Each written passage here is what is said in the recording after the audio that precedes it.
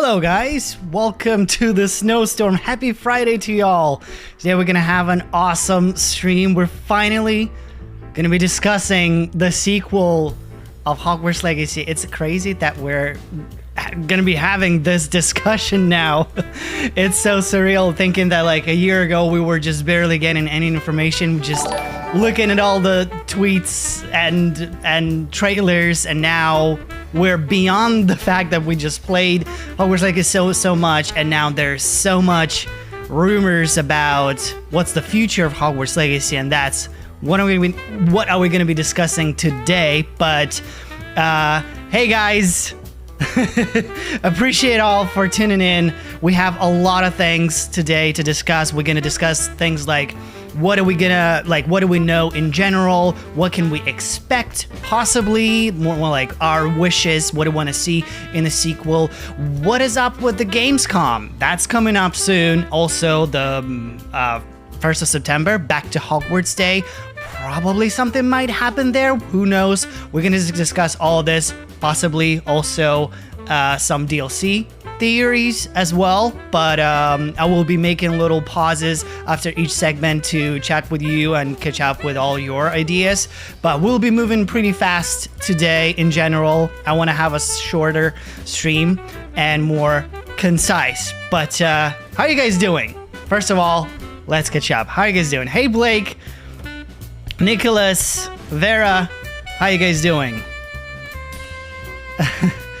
I saw someone commenting about you guys liked a lot the intro music. That's actually Carlos. He composed that himself, so I'm sure he's gonna be happy about that. Hey Steph, appreciate it for stepping by. Shout out to the mod team on my channel.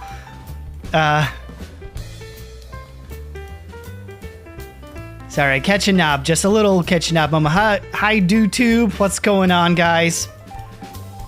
Ooh.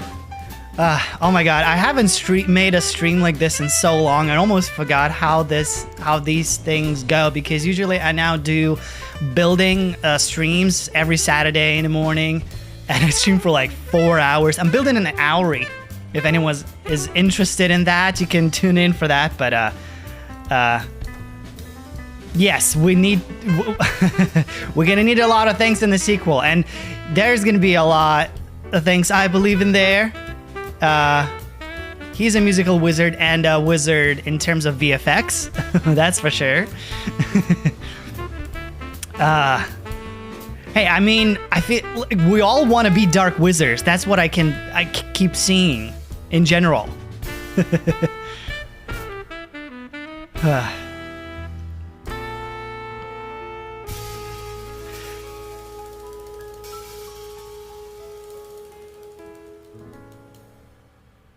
I can agree. The common rooms is one of those places where we kind of where we shine. Well, they were so detailed in Hogwarts Legacy, and I feel like I wish there was more things to do in them, to admire more, to like get in more into the vibe of being in the common room and have certain elements there to interact with, not just a couple of globes, but like being able to sit and stuff like that, you know?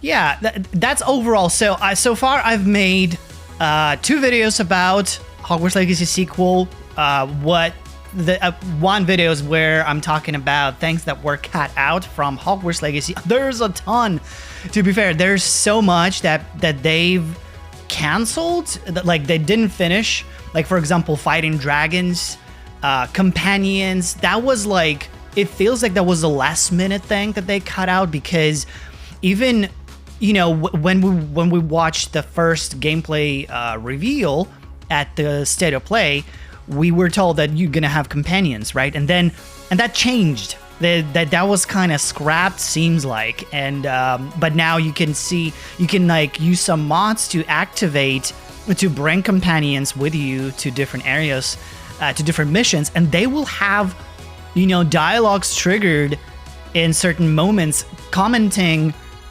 specific details in of that specific quest. So it's like, you know, it was all ready, but for some reason they cut it out. We'll never know why, really, because I'm sure they will never share that information why. What we might see is that we will have companions in the sequel, I feel like.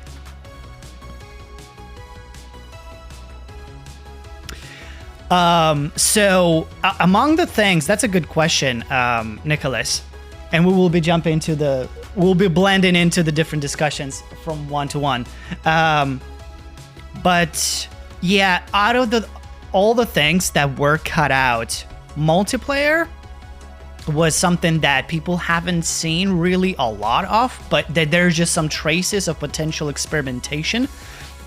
And that's just, I'm trusting those modders who created mods, multiplayer mods in Hogwarts Legacy, right?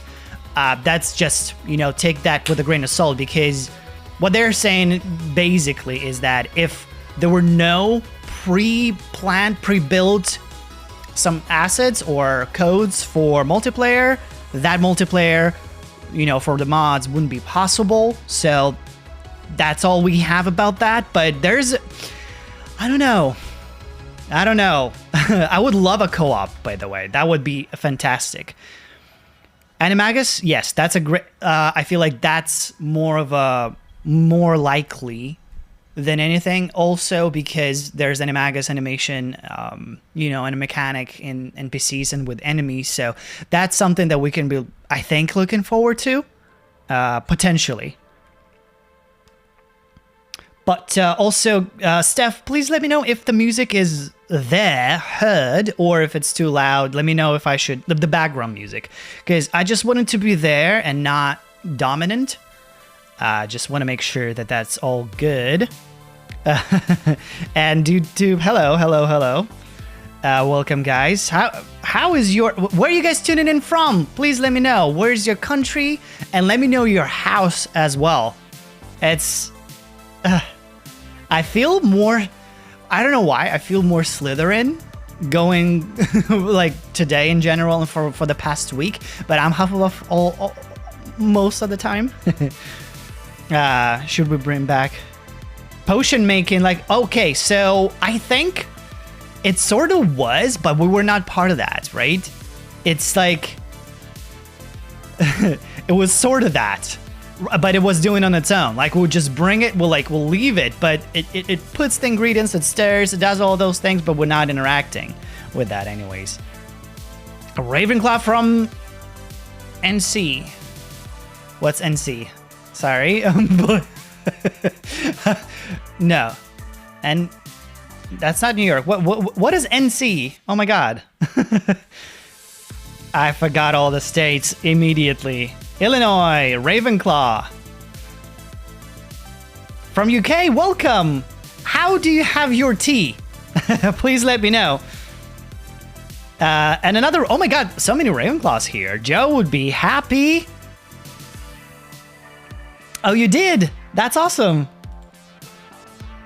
Gryffindor, North Carolina. Thank you, Pete.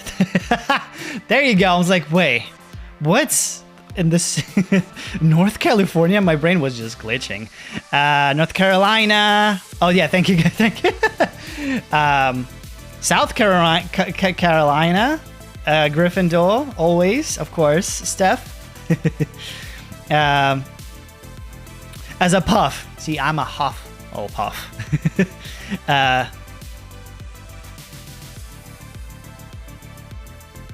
I see. US, UK, and I saw a lot of Gryffindors and Ravenclaws. Interesting. Hey, thank you for the sub, Clow. I will not gonna be able to pronounce that last name. And Tori Winzel, appreciated for the subs. All right. Griffin is definitely the best Slytherin.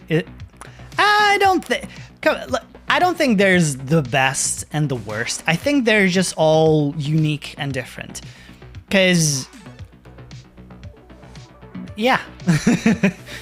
See, like, Hufflepuff is usually considered an underdog, but I think is one of the coolest houses that out there. And it's odd, but it's I found that, you know, Hufflepuffs and Slytherins are actually the ones that are very similar to each other. Like they get along pretty good. Like Gryffindor Slytherins, not all the time, but Hufflepuff Slytherin are actually pretty similar in terms of like, because Gryffindors are chaotic, Steph. Let me know if that's right. I feel like I have some chaos in me, but more like with Slytherin and Hufflepuffs, right? We have our goals and we're kind of going for it. And with Slytherin, it's more like Slytherins are like, I have my goal and I'm going for it and I don't really care about anything else. And Hufflepuffs are like, yay, I'm going for my goal, you know? And yeah, Gryffindors are chaotic. And Ravenclaws, you guys let me know what about Ravenclaws. I know they're smart. We had the similar discussion with Joe, and he was like, well, excuse me. Yeah. Hey! Thank you, Nicholas. Welcome to the snow... entered the snowball. Appreciate it for becoming another member. Appreciate it, Nicholas. Another ancient magician. Well, we will need another mentor. See, that's... So, one of other topics that we're going to be discussing today after the first two, one of them is going to be my concern. And that's going to be about the story, but we'll get to that part. All right. How about we jump in with talking about what do we know about the sequel in general? Well, the first thing is... Sorry, my brain glitched. Right. So, the first thing that is the most recent thing is the job listing that someone spotted. There were actually a couple. It seems like the first one was a few months ago, and I believe Retro made a video about that, saying that there was a job listing on Avalanche's WLB Avalanche. Appreciate Anthony for the sub. And as soon as his video aired, they removed it. They changed like the phrasing of the job listing, and then it was gone. And then recently, I will actually, while we're here, I will for a tiny second, we'll pull up this little thing. I don't have, because those job listings are gone and gone forever.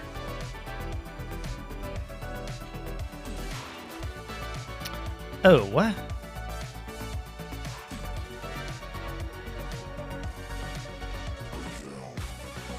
Okay. There's some ads here, but I have it here, just a little mention about, it was, I'm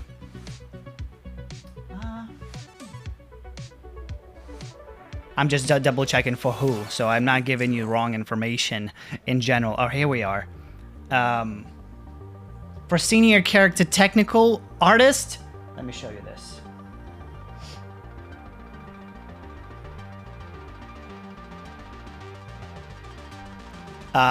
Here we go. So it's from Game, like I'm just showing you the traces of when it was reported, but as soon after it was removed.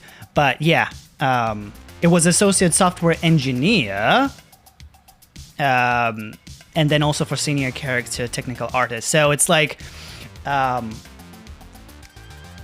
people who are most needed to be doing something, and it's the talks about the AAA big title when it comes to the position, and when it comes to the job description.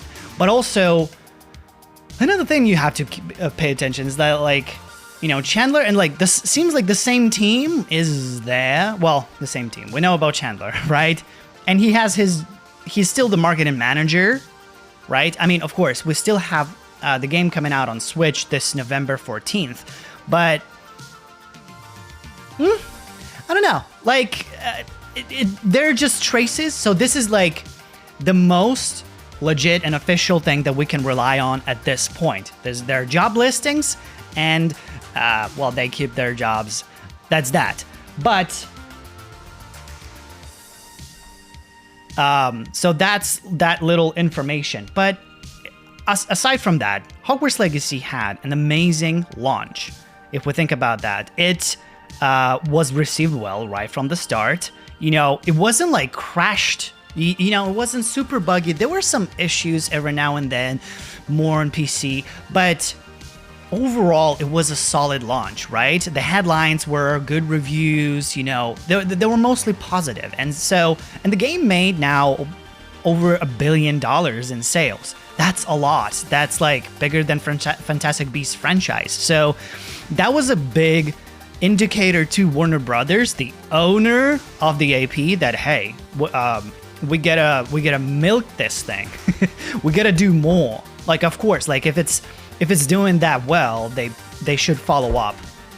And so it's more like, you know, putting pieces together. And besides that, a while back I believe Joe made a video recently pointing that out as well.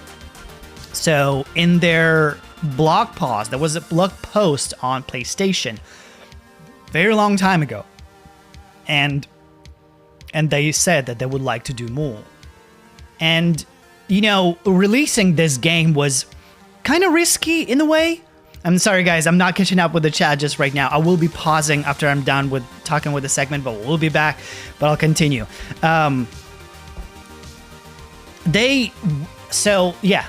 Releasing this game was a bit risky because it's a first title, right? There hasn't been a Harry Potter game for a long time, even though there was a great demand. They didn't know how people will receive all of this. Like how they're gonna receive brand new characters, absolutely new storyline that is kind of unrelated to Harry Potter and to the characters that we know. So that was risky. And I feel like they probably had things in mind like, okay, we possibly can continue afterwards if it is received well. Or if not, then we have to scramble and re-strategize or reuse or just change everything, right? So I think there was a part where Warner Brothers would be like, okay, you're gonna release this game, and if it does well, we'll green light you for the next one, so be ready for that. But if it's not, right? So I think that sort of, you know, because I'm just thinking also back how Warner Brothers likes sequels with their good titles. I've been looking at Shadow of Mordor. When it was first released, it was a small title, and then like 4 or 3 years afterwards, this Shadow of War came out, and it was bigger. And we'll get to that part about talking bigger and more. But right. So that's what we know. That's the information that's, you know, what I'm basing my discussion about the sequel, basically, because other than that, we don't have any official confirmation in terms of like, hey, we're making a sequel. However, there are things that are going to be happening in the future, in the near future, where, well, see, I think even though they might be working, I don't think they would be announcing the sequel already, because again, the game is not even out on Switch, and there is a potential for DLCs happening in a much nearer future than a sequel, obviously. So that's that. What do you guys think about this in general? Now we can discuss a little bit these pods. Quick thought, I don't know. I will be basing it on more or less generic, period of time it takes to develop a game, or at least a follow-up to a game. So I'm going to look at Monolith. I don't know what's the true speed of how Avalanche is working, but Monolith made Shadow of War. I think it was released like 3 years after Shadow of Mordor. It released, like, it announced the title, and then basically 4 years after it released the actual game, right? So I am assuming that it might be a similar situation here.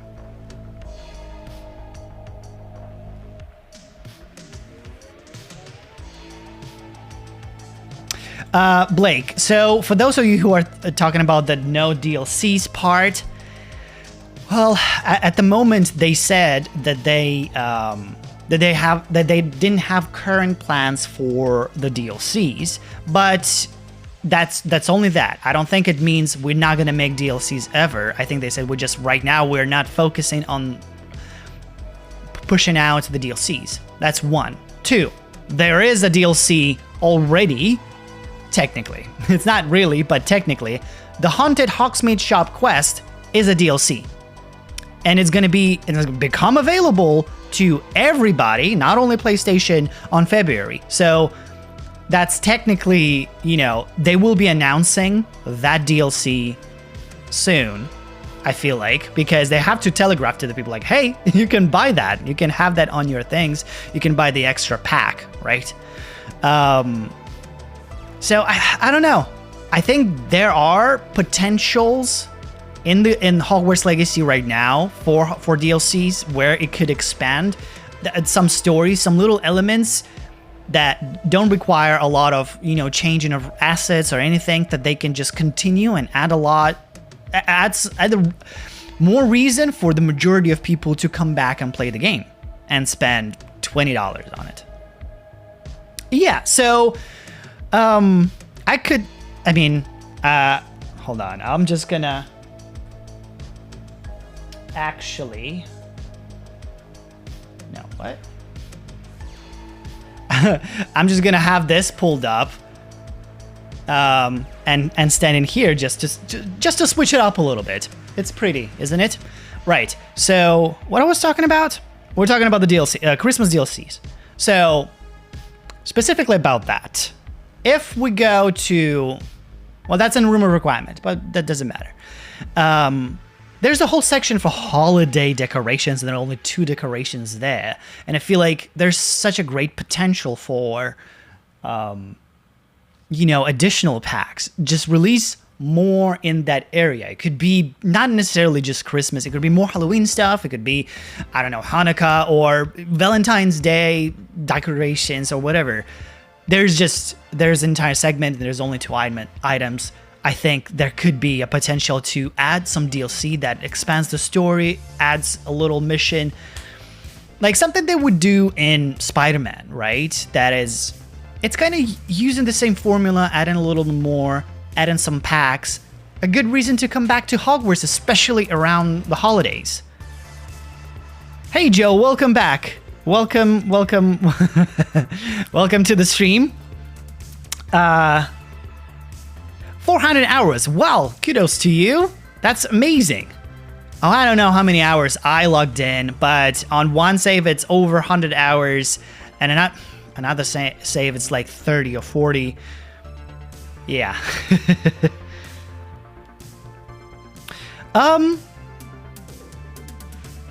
Some Harry Potter reference. So what I realized about the current one, to sort of reply to this,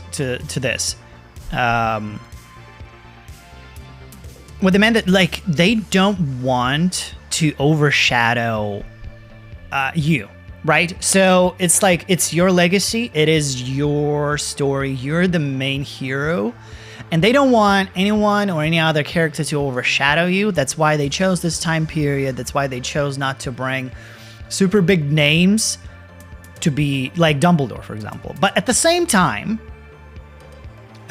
they might, for the sequel, they might need some bigger names to actually bring some more excitement for people to come and interact with those people, with those names. So yeah, it's like it will be great. It will be great if there were some references. Yeah, there are Easter eggs for Hagrid. There's so many Easter eggs in this game in general. So many. Appreciate it, Steph. Thank you for stopping by. And have a good rest of your Friday. Hey, Cindy! What's going on?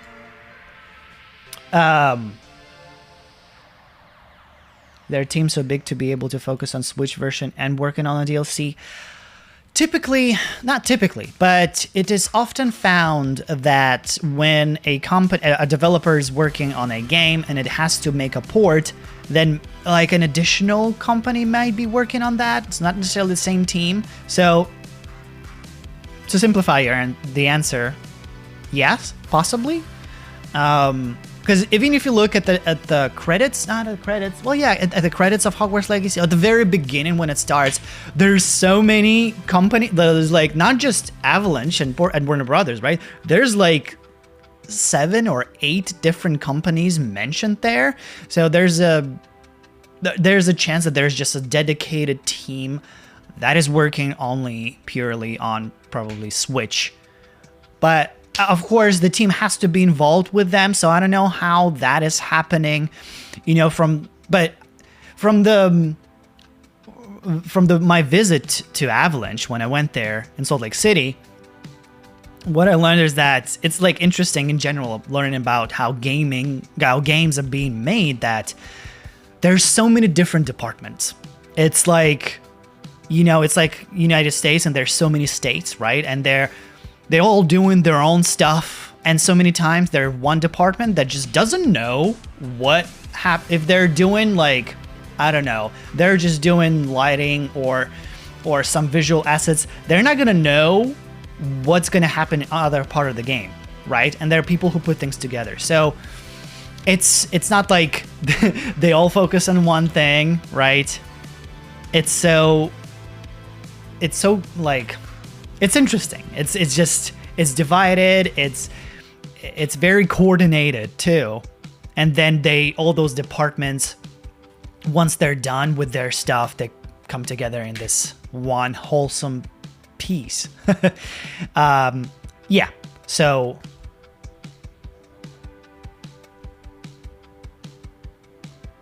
hold on, give me a second. There we go. Okay, that's a good question. What do you not want to see? What do you not want to see in the sequel? That's a good question. It would be great to have a poll. Okay. I want to do a different poll just real quick. Or, hold on. Okay, let's define 3 top things that we possibly don't want to have. And then once we do that, I will create a poll. We move on to the next part. Well, that's where we're here, almost discussing what we potentially can be seen in the game, in the next game. But yeah, let's define dislikes.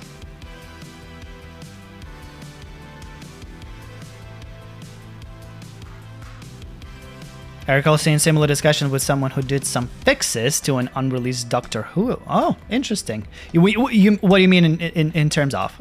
Just in general, what we're having today as the stream, or in terms of how the teams are usually divided into different departments and the loot system. Okay. So, but like... Okay, so maybe not this. What do you not want to see? Or you want improved? Okay, let's define more things that you don't like in the current game and you want either bigger improvement or just not have it at all. But, I mean, I feel like overall we want... Well, I'll tell you number one. I want it to be bigger and bolder. That's my number one wish. Because I want... quadruple amount of enemy types specifically, because it's when you look at the list of enemies in the game, collections, is it in collections?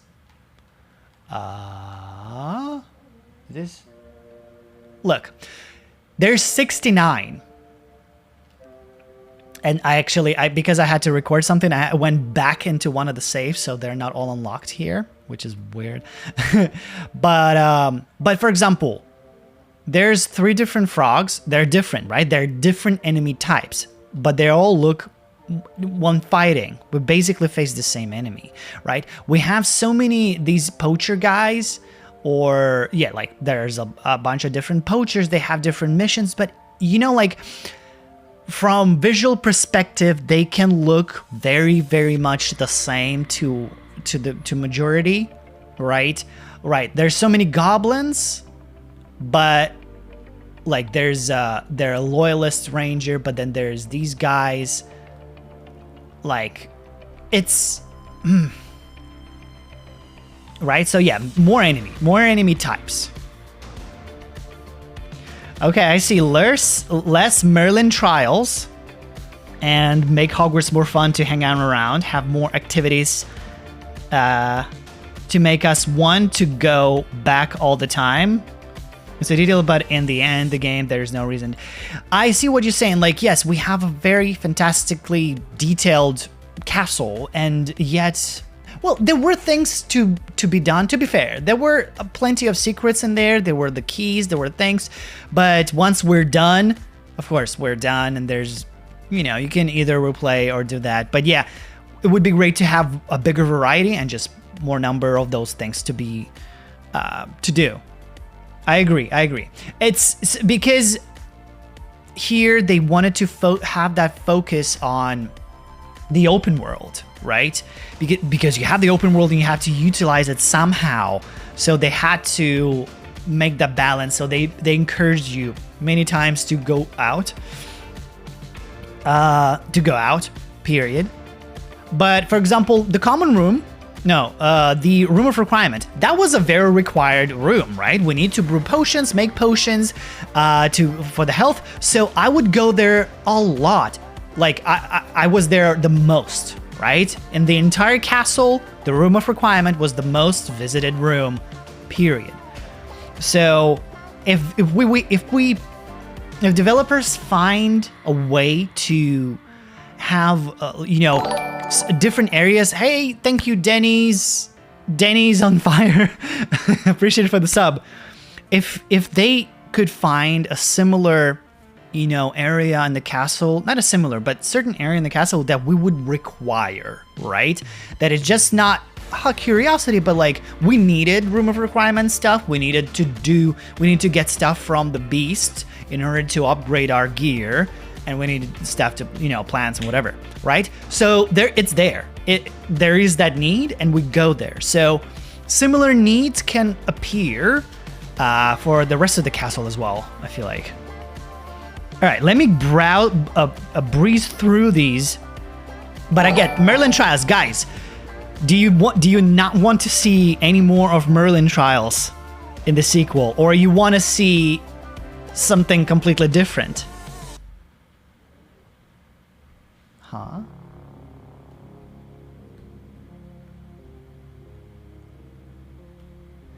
Look at that.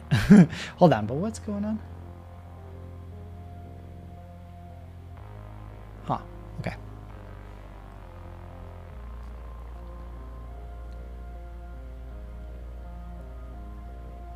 Bigger and bolder. Better one designs. I would say more one designs. I like the designs that they had in the game, but just to have more variety and possibly see. Okay. What do you think about this? I would love if we had builds like in the Souls game. Like, okay, let me just say, when I'm talking about bigger and bolder, my example is Elden Ring. Period. They have such a variety. Like, you can kill anything there.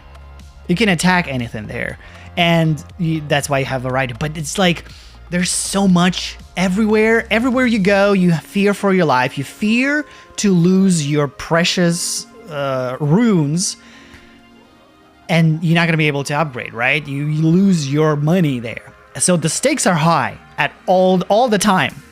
All the time. And you know that there are going to be crazy ass bitches out there. Sorry. But I feel like that's what I'm talking about. That bigger. That bigger I'm talking about. And that's what I mean, bolder. Because the Wizarding World has that potential. Look at those frogs. They're scary. They're manticores. There's blast-ended scroots. They're werewolves literally out there. They're beasts, like so many stuff that can kill you, that can attack you, that can, swoop in evil, right? So there's so many things that can happen out there, and I feel like they can be their own, they can be out there and be the enemies. We can kill them. We can have still the potential of befriend certain beasts, but I don't know. I think increasing that, those stakes, but I don't know. They can't, of course, make it the same, like, okay, we die and then we'll lose our our money or whatever. But I don't know. I think there's a way to raise some stakes and make us feared, be actually cautious while exploring, like, okay, like, you go there's a chance you're gonna die, you're gonna lose something. I don't know. Yeah, and Elden Ring, I really like that as an example. Okay, I see more hidden rooms. All right. Yeah, I love the secrets. I like, there's a few, like with the letter K, by the way, talking about werewolves. There's that letter K that opens and there's a whole entire room, and then there's a secret within a secret in the same room. Yeah. Okay. Yes. Absolutely. 100% yes. I actually think that there's a chance for a DLC like that happening, mostly because, you know, becoming a werewolf, it's almost like an animagus. It's the same animation, basically. You just turn into a wolf. And they turn to, well, werewolves look different, but whatever. You know what I mean? So it's just a matter of writing a story and then have us go through that story, period. More spells. I think the current list it's decent. It's pretty good, what I had to say. But yeah, it could have an expansion. That could be more, and it could be bigger too. Like, for example, I would love to have more spells like Fire Tornado and have ability for us to cast it. But, you know, like that Orb of Water that Dumbledore casts in the Department of Mysteries when dueling against Voldemort, right? So we could have different big spells with different, like, you know, water, fire, earth, wind or air, whatever, you know, different elements. I think they can do that. And we can expect that. It's okay for us to expect those things with the sequel because they've built all of this. Look at this. It's beautiful. Look at this castle. Look at this gorgeous thing, right? We have a solid base game. They don't need, like, what they need to do is just take this and build upon. That's my excitement. It's like there's so much potential. There's so much potential for this. For the sequel, where it could grow, where it can expand. So many things that it can elaborate on, right? There are nods on certain mechanics that they did, and they just like, yo, that's awesome, but then we want more, right?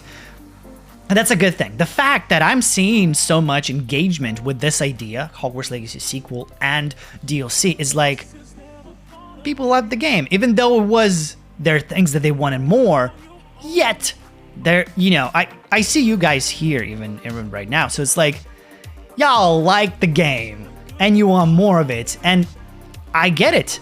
We do want a lot more from this game. Expecto Patronum, for example, yes, it is in the game, but only an NPC casts it.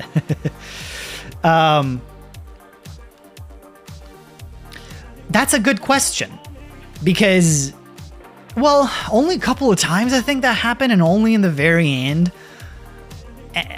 Like, I remember the trailer, the story trailer, or more like a launch trailer right before, no, it was a story trailer. It was right before the launch, where, you remember the owl that was flying, the poor owl that's been to all the battles in the world, in the Wizarding world? and they should, like, AK towards the owl at least. Well, maybe they don't want to kill us. They hate the owls so much. And they just do that. I don't know. But it felt like they should be doing that, but they didn't. I don't know. I don't know what's the deal with that. What kind of enemies would I add?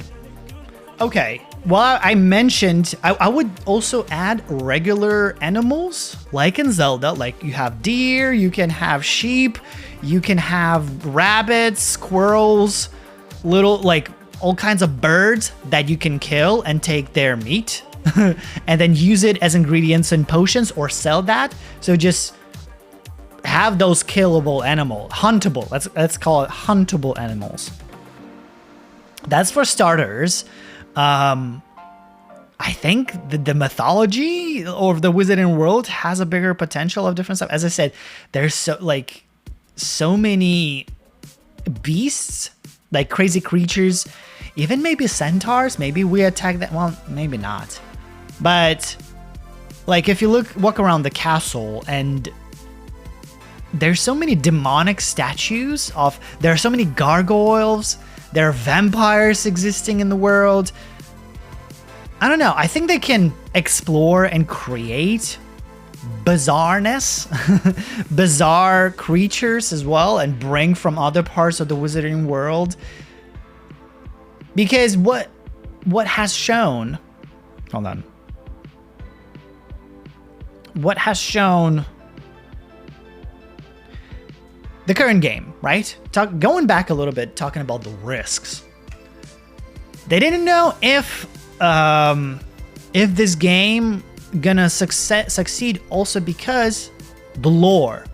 They didn't necessarily break the lores, but they created brand new stuff that never was in the books, in the original material, or anywhere, right?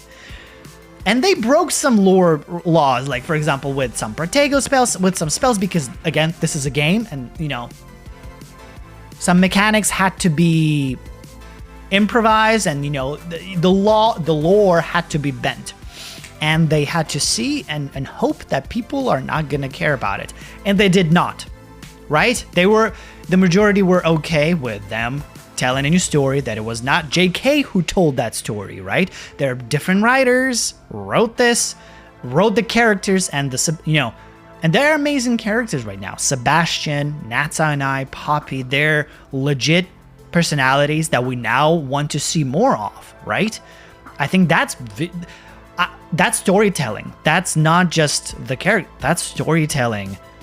And they did a great job there, and they literally gave birth to them, and I think they're gonna continue following up. I think it would be a good thing to expect Sebastian to reappear in the sequel, Ominous, Natsa and I, see these same faces, to see the continuation, because that's what we loved about the series, is that you have set of characters that you get to know, and then you grow with them a little bit, right? So you know them longer, and you know their backstories, etc. Right. So yeah, that's my point about bending the law and creating new stuff. People were okay with that, and I think they can go even further. They can go nuts with it and have fun. Even more, and specifically with enemies.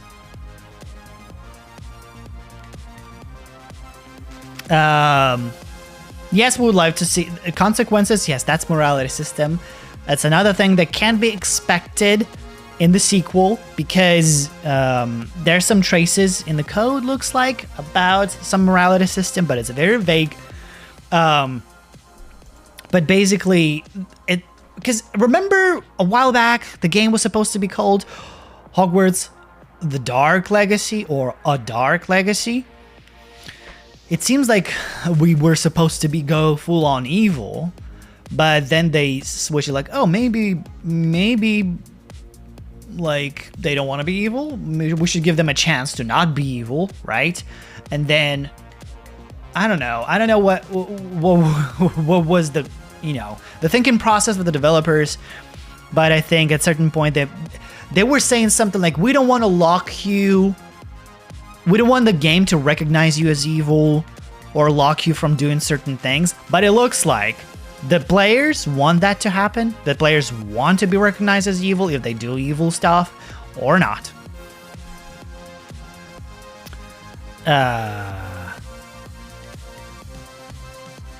Sorry guys, I'm just catching up with the chat. Sorry, I'm just kind of scrolling down.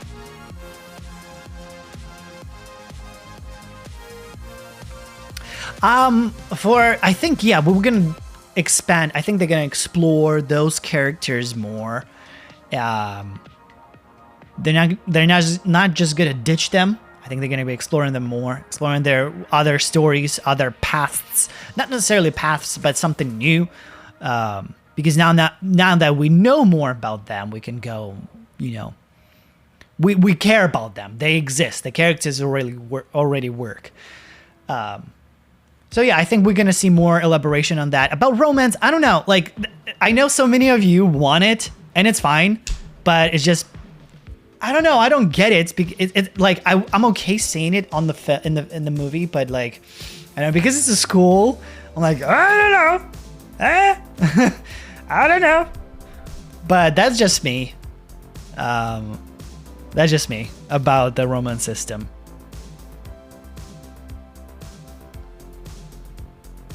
So if you watched the recent video that I did about the things that were cut out from the current game that might have a chance of reappearing in the sequel, is it looks like they wanted us to select the blood status and other stuff, like when was your birthday, or like the season when it was, and like were you poor, rich, or like medium family, right? So what that tells is that they didn't want to bring in any major backstory for our main character, mostly because so we have the freedom of creating something of our own, right? So it's truly you, the player. It's whatever you want it to be. It's whatever you think your past was. If you think you're Hufflepuff, if you think you're a Half-Blood, you absolutely are, and that's your story, right? And you have your own interpretation of how you got that talent for ancient magic, right?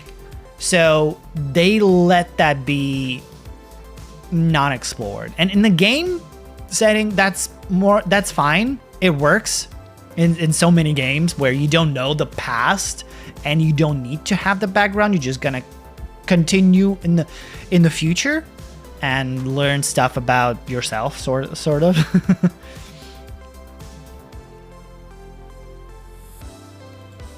I don't know how Mass Effect ended, so I don't know. I don't even know.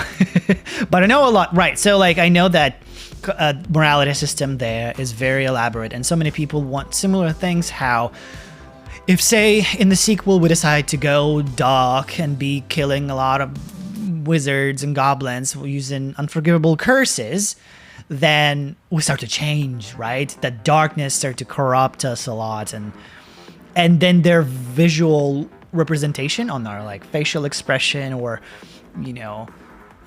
some features turn different way, or maybe we have some different aura spreading from us. Yeah, I think that could be fun. I don't know if it's something that we can truly expect for the sequel, but it's a potential for sure.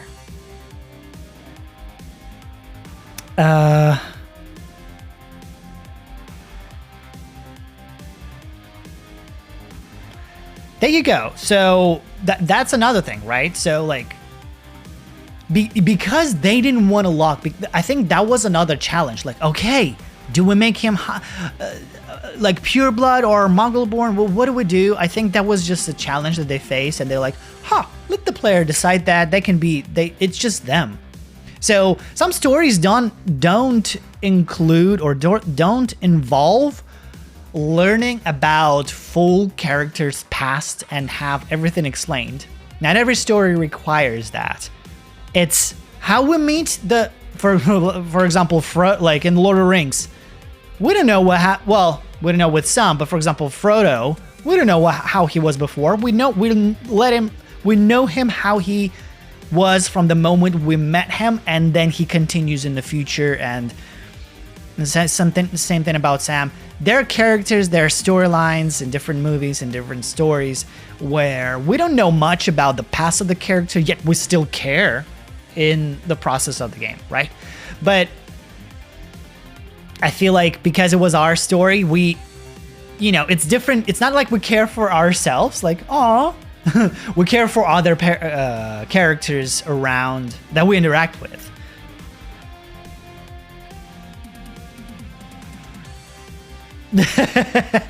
Yeah, sure. I mean, there was the entire surrounding areas around Hogwarts was massacred. That is for sure. Hold on. Let me fly a little bit. Because I want to show you something. And oh no, that's Hogsmeade. It's actually nearby. I want to show you something here.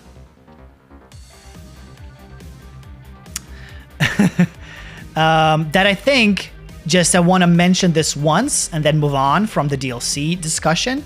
Just since I remembered it. Also, I can barely see the screen because, well, the camera is covering it.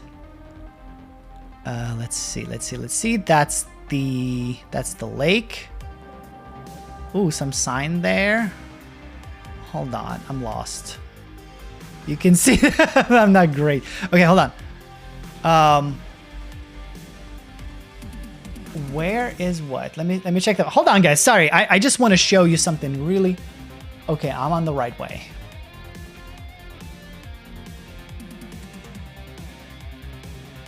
I am on the right way. Where the ruins? Okay, hello.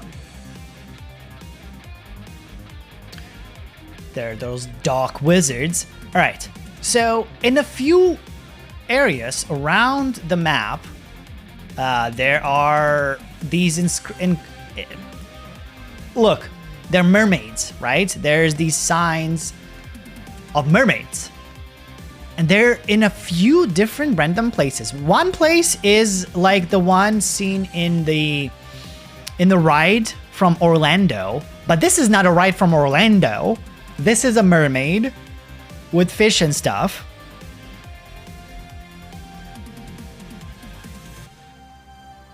And I'm like, okay, this is and this is situated, if you see, this is situated over here in the Forbidden Forest, right? Another location is here with the mermaids.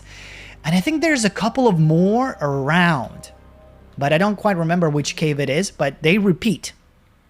They repeat stuff. So I'm like, perhaps a long time ago, there was this area, this valley was maybe underwater, and there was this, because we know that there was, or is, the Mer people civilization in the Black Lake, and in general in the water. It perhaps was bigger. So my question is this the cave that was part of the mermaid civilization, or a while back that civilization of mer people was worshipped, or they just admired them? I don't know, right? But this mythology in general within the game can be explored, I believe. I believe stuff with mer people can be explored even as a DLC, or expanded even more and bigger in the sequel. If it happens as a DLC, I see it happening like we get a storyline from someone like, oh, like for example, we wander around the Black Lake and there's a mermaid pops up and like, hey, I need help to do something, I need something. And that already happened, right? But this time around, it involves us going on like a quest where we complete many different missions. We find stuff, we battle people, we vanquish someone, we save a mermaid that is captured somewhere there, bring it into the water, right? And it's like 15 hours of playthrough. That's a DLC, right? With it, there can be different packs.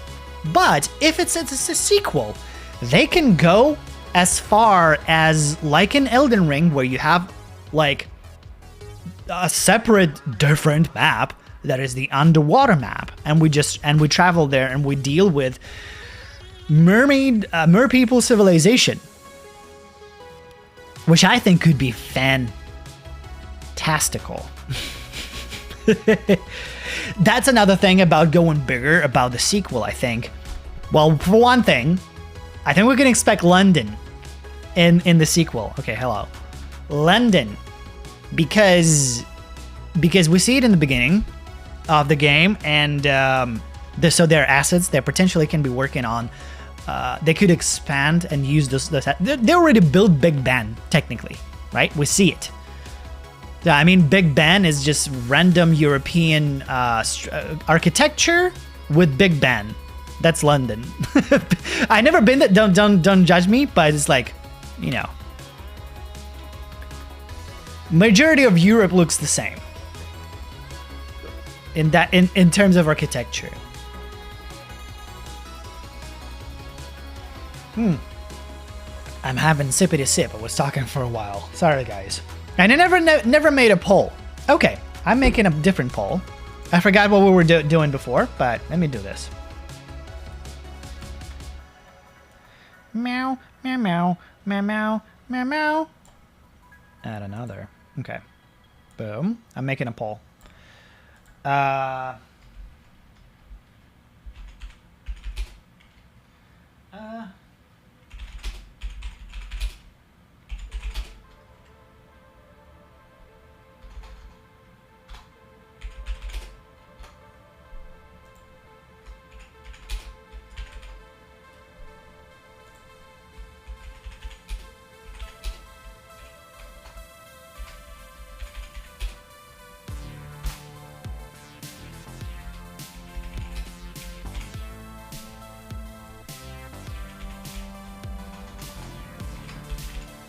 Sorry, I was typing. Okay.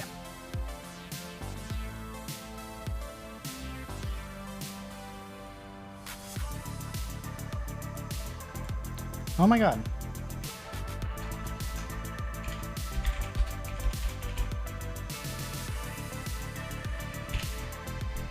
Boom.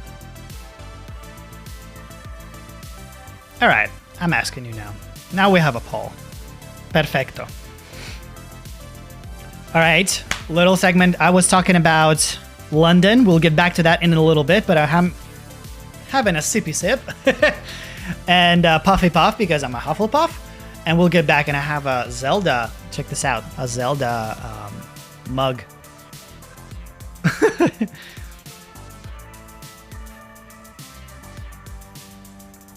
We want to fight dragons, period. It would be phenomenal. I know some people can be like, oh, that's so basic. Oh, they're big creatures. In Elden Ring, it's so scary. You're just riding, minding your own business, and you ride in some place and then all of a sudden the dragon lands in front of you and kills you, and you're like, I cannot approach that area anymore and you lose the money, right? It's like, yo, what? But then, of course, there's the morale part where, like, okay, do we really want to be killing dragons? Or what's up? Oh, sorry. What, chat moving so fast. And yes, that's what I showed in my video. If you want to see it, it's about, well, it's the most recent one on my channel. It's they cut out that feature, looks like, and if you remember the very first trailer, the reveal trailer, it was cinematic, not gameplay. They have a character technically fighting the dragon there, so it looks like they had the possibility, right? It just in general, looking at the reveal trailer, what they showed there, things have changed. And were canceled and cut out when it got to the release. It's just interesting thinking about like what's and all the things that they were considering. Okay, Nicholas. Other schools. What do you guys think? Do you want to really go to other school? And do you think it's feasible or like reasonable asking for it? Question mark. Meaning, if you want to have a different school in the game, that's like a legit asset that you have to develop. But so like, if that's a case, if we visit it, it will have to be kind of like Azkaban is in the current game, where it's just a couple of rooms, right? It's just very limited. You see a cutscene when you arrive. You're not able to do much of it. You just like interact with it slightly, right? Because they've built the Hogwarts. They cannot ditch that phenomenal asset.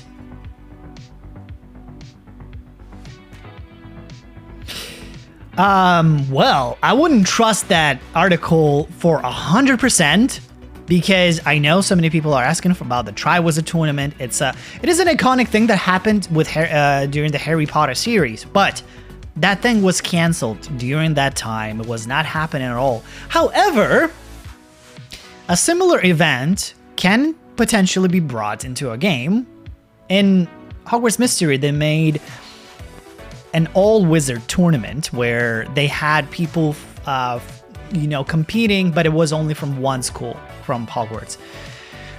Something like that can happen, I'm sure, but it's more about what people want is those different tasks, right? All those competitive challenges to do. And yeah, I can totally see that how that part can be like fun for a game. And yeah, totally. Something like that could be as a secondary thing because, for example, we didn't have too many challenges here. We had that game that we could play right outside. Let me teleport there real quick. I mean, teleport. No. Over here.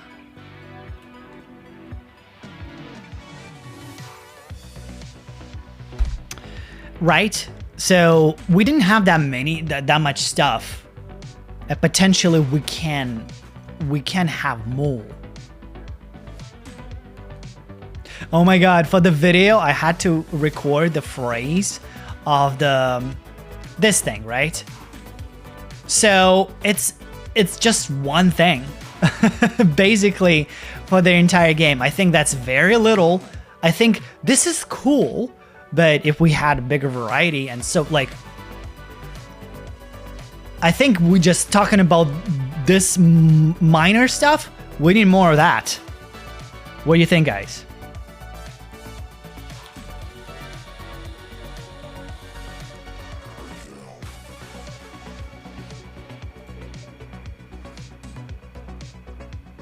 Sorry.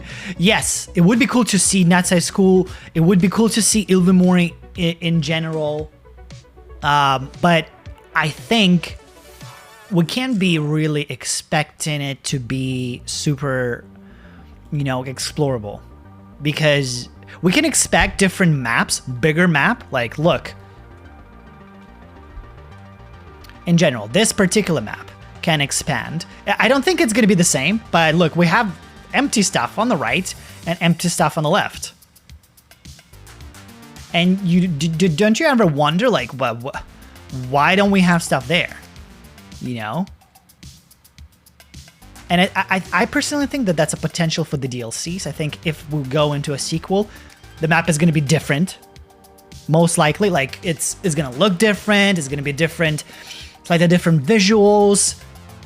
Right? That's what happens in the sequels. Because they don't want things to look exactly the same, like in like what Zelda did with Tears of the Kingdom. They had to do different stuff.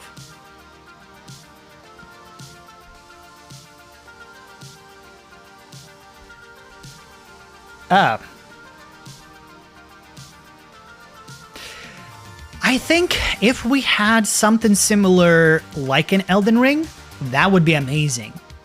Honestly, where you have some limited options, or not limited, yeah, some options to have a co-op. Oh yes, 100%. And also, what I love in Elden Ring is you see other players, right? You see those little ghosts running sometimes, appearing time to time. You know that that's a player, and you see how other players died. That's a fun factor of the game, that it makes it feel that, there are others playing right now during this time, and they continue playing, right? So it's fun. That it's like you're not playing with them, but you know that they're there. I think that's an awesome feature. I don't know if they're going to be able to do that, but I would love to see something similar.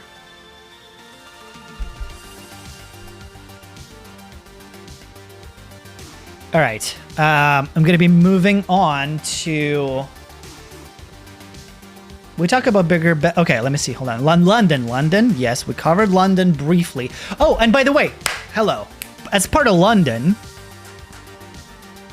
We can also have Ministry of Magic, Diagon Alley, Nocturne Alley, King's Cross Station, and the Leaky Cauldron. But those are the famous locations. Like, when I'm thinking about King's Cross, what do you do with it? Nothing. You only use it as a train. You go there if you need to ride a train. So it's like, well, you see it, it's there, cool. What do you do with it, right? So I don't know if we're gonna see it, but for the sequel, I think it's important to expand the maps. And as I said in my video, a different video about the sequel, where I think there's a chance of us seeing London because there are the assets there, and they could make that entire map as a separate thing, right? That will be a secondary map. We have to travel from this one to another map.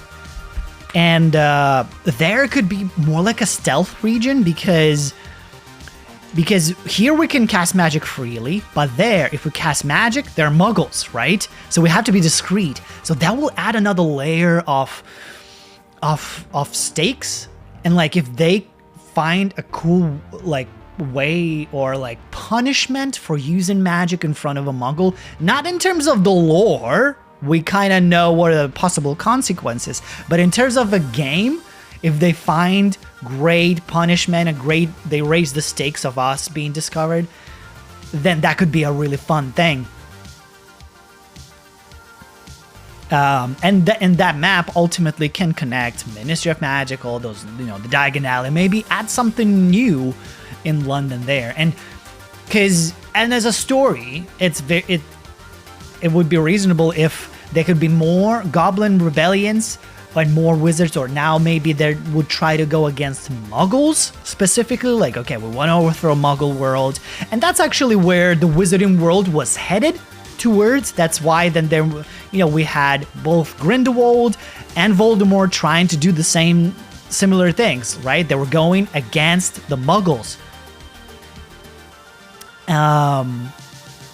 So potentially, whatever, there also must be there is a reason, because Muggles make the wizards hide, and there are a lot of wizards who want to be like, well, why are we supposed to hide? How about we cause a revolt and let Muggles hide from us? So it's, So I think that story can be explored, and specifically in London, there could be different, not camps, but in like apartments, right? In different yards. Like if you think about Spider-Man, right? So there are different buildings, you find a hideout spot and you go inside, and then there's there will be dark wizards there, and we'll be doing missions like that. Maybe we're going to be able to learn invisibility spells while we have the potion, and we can still fly around London on a broom. Yo, that would be so cool. That would be so cool.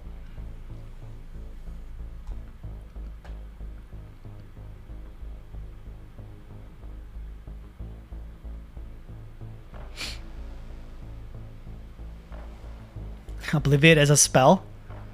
Actually, it was supposed to be in this game. So Roxy found it too in some of the codes. There was supposed to be Obliviate in there, and she was able to cast it a little bit, and it would like create, like the eyes of the enemy would glow, and they'd be like they basically would forget what they were doing before. So it would basically like stop whatever they were doing. They were like, oh, what? Okay. They would just stop attacking. And Confundo would be doing the same thing. There was Confundo as well. No, I didn't include that footage in my video, but you can briefly see it if you go in my recent video about with the sequel, where I talk about the spells. There's some footage of the character casting White Stupefy, right? There's a moment where there's a goblin with blue like circles, like in cartoons, if someone smashes someone in the head, there's like sparkles orbiting the head, right? So basically that was that animation with blue sparks and glowing eyes. That was Obliviate / Confundo. Yeah, like Dark Wizard. Well, like we had gangs here, Dark Wizard gangs. We had them in this game.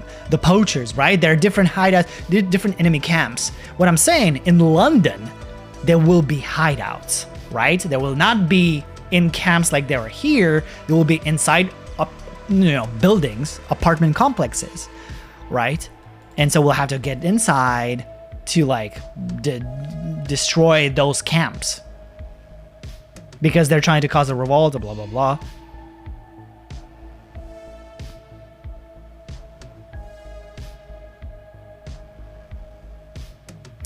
Yeah, Oblivion. Actually, yeah, Oblivion would be useful in that case, but it would be too easy. I think there must be. It would be too easy if you use something, then you have to use Obliviate on the Muggle. It's too easy. I'm saying it cannot be too easy, right? Because if you remember in the Fantastic Beasts, they had to use a Thunderbird to obliviate entire. They need a thunderstorm to obliviate the entire city. So it's like there have to be really high stakes for that to really make us be stealthy, so it really works as a stealth map altogether. Ooh, Dementors. Thank you for saying Dementors, because that brings me back to Azkaban. So that definitely will be a topic specifically about that in the next video. I will be making that 100%. Azkaban and Dementors. Again, two different things. One in the DLC, it can be one thing, and in the sequel, it can be another. In the DLC, Azkaban can have a mission, like I mentioned in about the mer people. So we have an amazing asset, Azkaban, and we have Dementors there, and Expecto Patronum in the game, right? As a spell that you can technically make the teach our main character. So if it's a DLC, I can totally see that we get a mission. Dementors I don't know. Someone takes us on a mission, on a quest, where we visit Azkaban, explore something, go out, and be Dementor somewhere, but do a 15-hour quest that involves us learning Expecto Patronum, visiting Azkaban a couple of times, exploring it, interacting with the prisoners there, and somehow winning the day, right? And also defeating Dementors in different locations. So that's a DLC. Period. If it's a sequel, let me switch up to like this, just to change the picture a little bit. If it's a sequel, we need it as a freaking mechanic, a big mechanic. Dementors, they can be technically the police of the game, or bounties. So if you played Assassin's Creed games, if you kill too many people, or just in general, if you kill too many, then you get these bounties. There's these brutes basically sent out looking for you, and you can see it on the map, right? If a brute approaches, they sound a horn like, and you see a red helmet approaching on the map, and you have to hide. Otherwise, you're gonna get killed super fast.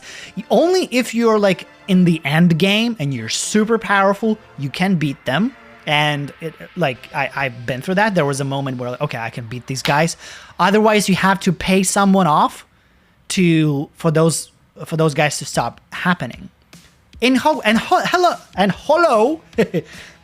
Dementors, when they're coming. So, for example, if we kill too many, right? There's a moment where Dementors start looking for you because you're a murderer, and then you don't hear the brrr. No, your screen starts to freeze a little bit. Stuff starts to freeze in the ground. You feel the cold. You see your breath. That's how you know that the Dementor is coming for you. That's the indicator, and you have to hide. You have to run away, and of course you can simply use Expecto Patronum.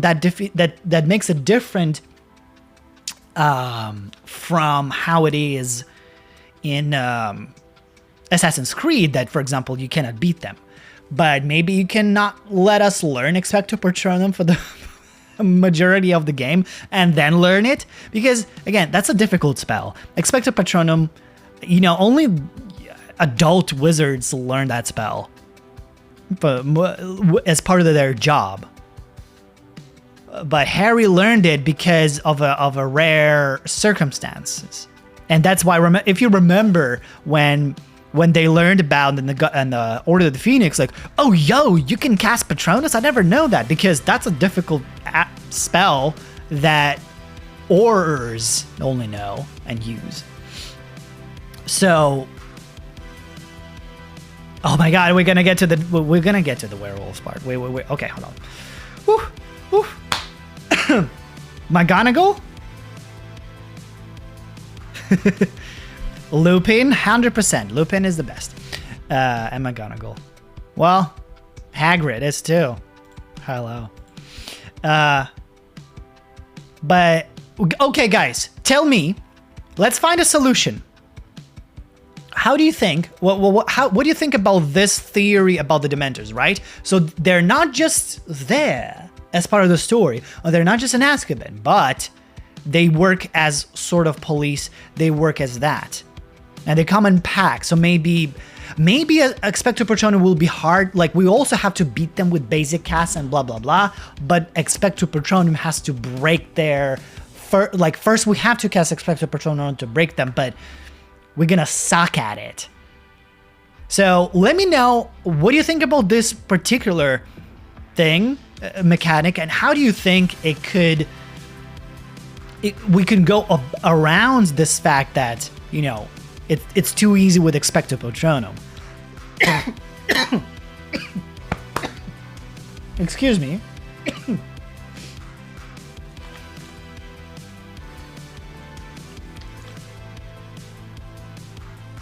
Right. Well, in Assassin's Creed, those brutes were pain in the ass because you can't beat them. They're really tough if they find you. Especially in the first half of the game. If you're in the second half, you get in stronger. There's then you have a higher chance of beating them. So, I just like that it could fit that part.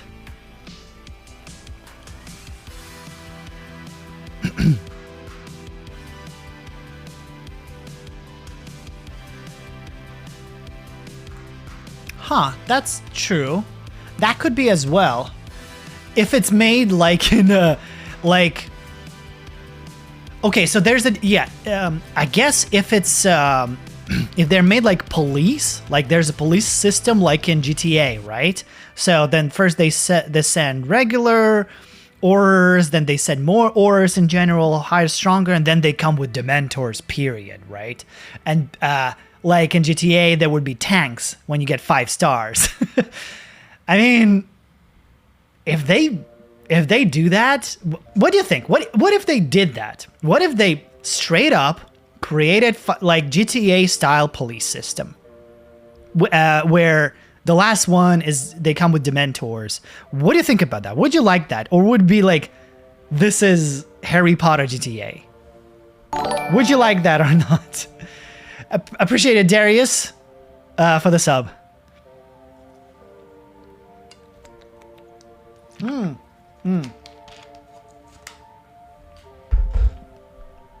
To follow up on this, we need to be able to have broom flight battles. Because so far we have only one spell that we can cast while flying, and that is Revelio. But it would be so cool, like we fly and then we cast on someone, like we cast spells. We have an arsenal. I think that's a reasonable thing to expect, because it's just a matter of, working that out.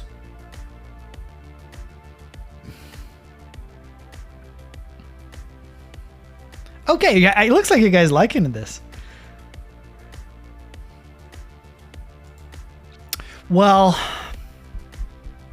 But they work in the, well, yeah, Dementors are weird creatures. They are a little bit on themselves. They just have the fact that they're allowed to suck souls from these prisoners. It's like, you're okay to do that. But here, they're like, okay, cool. We'll do that as soon as you keep feeding us the prisoners.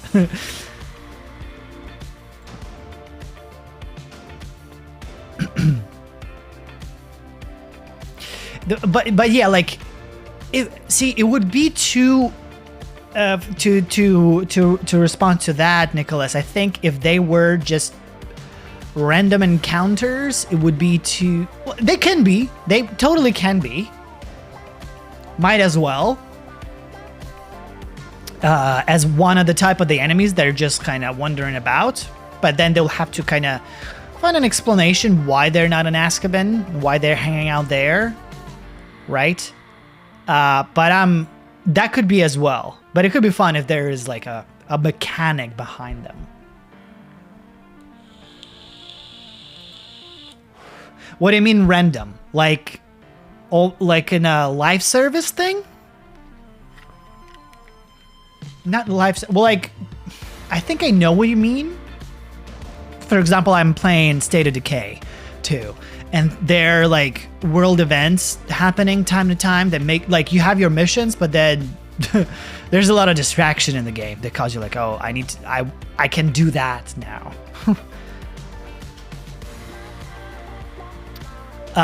Now about the werewolf.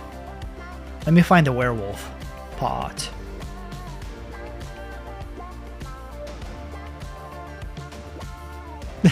I love Revelio. It's now part of it. And like, you can't go without it. It's part of it. Forever. I think it is here. Let me see. Hello. Yes, it is here. So this letter K opens up, right? And we here have an entire story about, an entire room dedicated to werewolves. This is like beyond, right? And see, like with Lumos, this is a secret within a secret. It tells a different story. See, like the paintings change. They all tell a completely different story. This is an awesome Easter egg.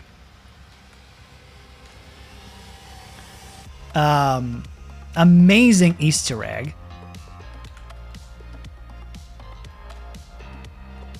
That I think has a potential of being interpreted. Like, see, also remember that we have, we are able to see memories of people and replay them, recreate them, however we want, right? So it can be as easy as, for example, we got someone's memory about, and we just simply go to Dumbledore's office, well, headmaster's office, and take the, what's it called? I forgot what is it called. Where the thing you put your memories in. So you put the memories, and that's the DLC, and that's an entire separate mission where it's all a memory, but you play it out.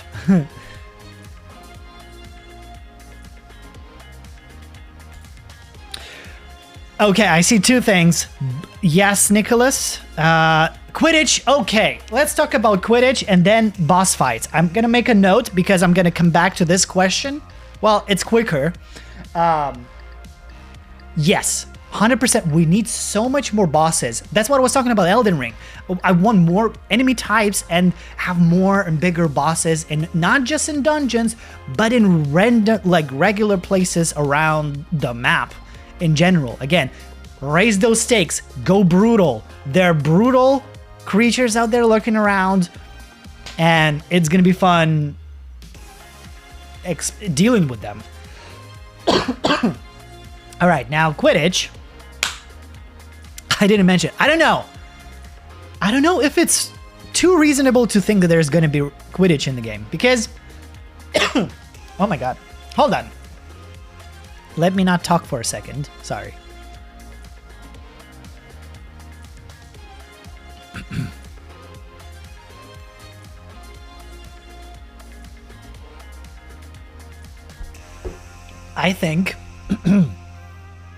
I don't know what I think really about Quidditch. That's a mystery to me. Because if you look, I am working on a video, a really fun video, by the way. But if you look at the history of video games, and Quidditch was elaborate only in one game. Only. That's Quidditch World Cup. Everywhere else, it was flying through darn stars and circles. Even here, there's no Quidditch, but they're still flying through circles and stars, but they're balloons. And now we're going to have Quidditch champions coming up. So only, you know, since Quidditch World Cup, we're going to have the first game that is elaborate Quidditch. Supposedly. We have to see how it's going to play out. But it's a dedicated game, right? So with that being said, I don't think we can expect anything major Quidditch related in the sequel, because it looks like it's just, it has, if it has to be good, it has to be a separate game within a game. Like, I don't know, have a full-blown FIFA inside a GTA, right? Have a full-blown old-school FIFA or an NFL or whatever, any purely based sports game inside Assassin's Creed, where they play with goat's stomach. Right? So that's where my thinking process is about having Quidditch. Quidditch is a sport, and it's a difficult one. You're flying there. It's a different dimension. It's hard to make happen on its own. It seems like they did with Quidditch World Cup, right? But when you have a different, like, so much to focus on within a game, it has to be literally a game within a game.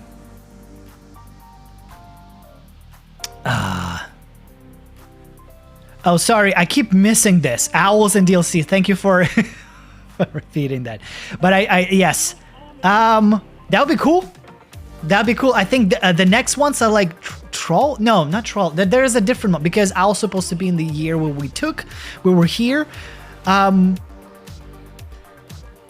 don't know. I don't know if they're going to be focusing on that, because it looks like in general the classes and the studying part, they kind of avoided.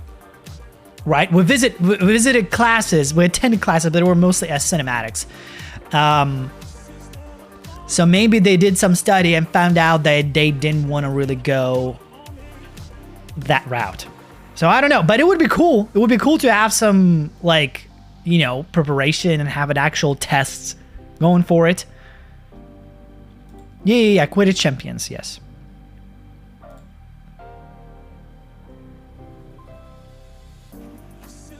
Well, you mean maybe DLC? If they would make a DLC for this game that would come back play, true. That's true. That could happen. See, if it's a DLC, if it's a separate expansion, I can totally see that. Yeah, if they increase the crew, the development team, but yeah, it cannot be just little part of the game. If it will be, it's gonna be another way of flying through stars, maybe a little bit more on elaborate part. But it's, again, if we want an elaborate, cool, engaging Quidditch as it is, as we know it, as we've seen, as we at least experienced it in Quidditch World Cup, it has to be a separate game or a separate dedicated expansion that people are going to work on for a few years alongside the major game. And it's going to be, you know, like in some games have main quests, and then within the game they have, like, you know, Call of Duty, right? You have your main missions, but then you have zombies, or you have Warzone, or whatever. I don't quite remember specifically, right? Something like that. Or in Doom, right? You have your single player, but then you have battle arenas, and it's a different stuff, right? It's like sub game within a game. So I think it has a chance for that happening, but just being in the sequel, I still doubt it. Even though they have more time to work on that, I will be putting that on the doubt part, honestly.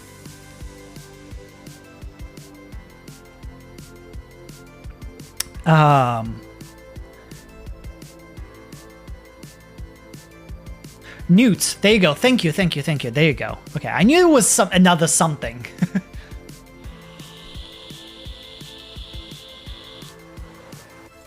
Oh yeah. Oh, another thing. That's a interesting thing to think about and discuss, sort of. If are we gonna continue from where we left off in the sequel, or are we going to skip some time? And I honestly, well, it's reasonable to think that we're gonna sort of continue. We're gonna skip some time, then there's some new adventure, right? Because in every Harry Potter, what's it called, movie, we would have new stuff happening every year. It's every year. So I would think it's starting from 6. It's going year 6 for the sequel, and then potentially, if it continues well, and it will be now building into an entire franchise of video games, right? Entire series. Then year 7 and beyond, and then they can be doing spin-offs or going back in time, going more back in time. Also, judging by the fact of how many people were asking to have so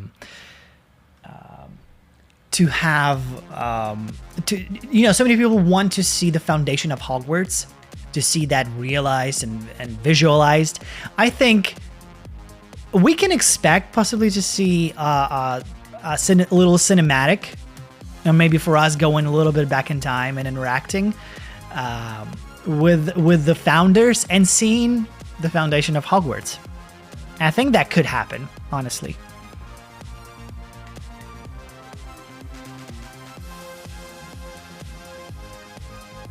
There you go. See, that's what I think. I think that's reasonable enough. But okay, now I'm moving to the segment where I'm talking about my concern, and it's just purely because I'm not the main writer there, and but I know a couple of things about storytelling and whatever.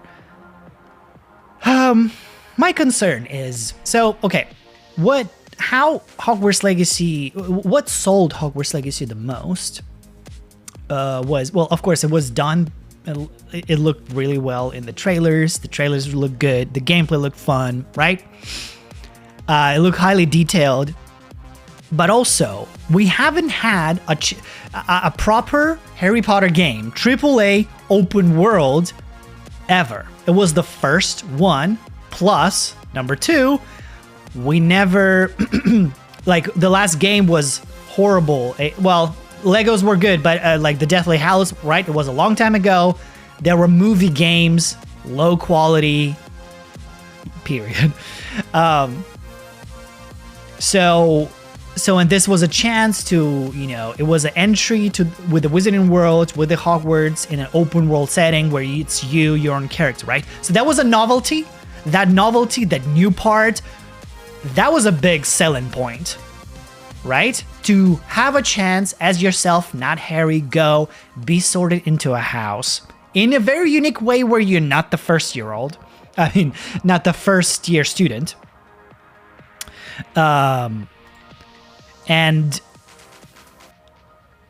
Sorry, blinking brain. Right? So that was the novelty, right? And have experience of having the first day of Hogwarts, having brewing potions, doing all this stuff, casting magic, learning spells, even though we didn't attend the classes as we wanted them, but we did technically, right? So we had those experience. We pulled Mandrake again, even as a 6th year, as a reminder, but it seems like that's the only thing that herbology people do, just pull Mandrakes out of the things, right? So we did the same iconic signature Harry Potter stuff, right? We had that experience. And my concern is, how are they gonna spice things up in the sequel to make people go like, yo, right? And I might be underselling while having this concern, the capability of the Wizarding World, right? But it has the allure in general, but when it's on its own, not really, because it's, again, you have to tell compelling stories. And as we know in Fantastic Beasts, if you fail to do so, you have horrible results. So that's where my concern lies. They will have to find that another novelty part, another pull-in segment, another something major that will reassure the majority, right? There are two audiences. One is Harry Potter fans who will consume anything Harry Potter related, right? That percentage is small. Even though it's a huge franchise, that percentage is small compared to the general gamers who would like to then check this out. With Hogwarts Legacy, that was the case. There was a percentage of Harry Potter fans, but then so many people who barely know about Harry Potter, right? Or never even seen the movies, but they saw the game and like, cool, I'll check this out. I like magic stuff, right? So they will need to find that aha moment, that trigger, right? That's something that will be bringing the majority of people, that will attract, again, the generic gaming audience into the sequel. And that's my concern. And I trust so many people don't really like the story, like they think it's a very basic story. You know, so many stories are actually basic. The good stories are basic. And I think the storytelling was good because they were able to create great characters that we accepted them and we believe them and we care about them, right? So even though maybe the story arc was more or less simple, on the simpler side with, doing the main quests, but the storytelling is not only there because we cared about stuff there within the game. So I trust them to expand that and write something new and interesting, but it's that part.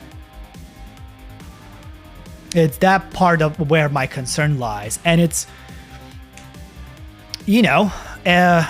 I'm curious to see what's it gonna be.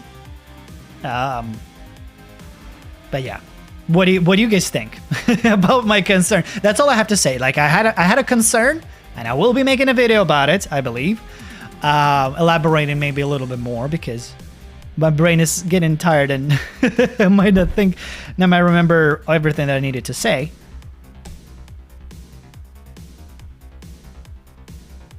Yeah, exactly.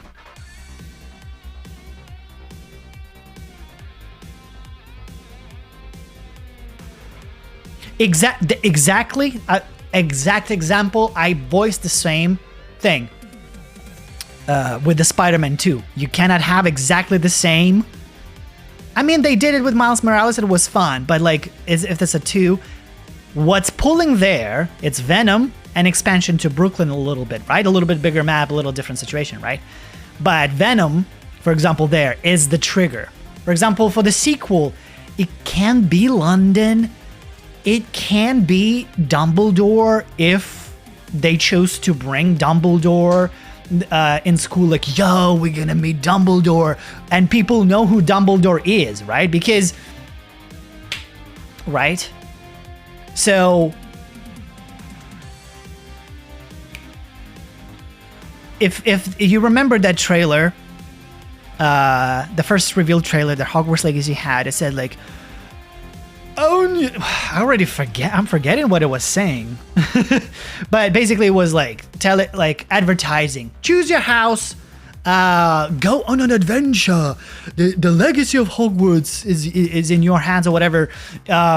Attend classes, brew potions, learn the tame fantastic beasts.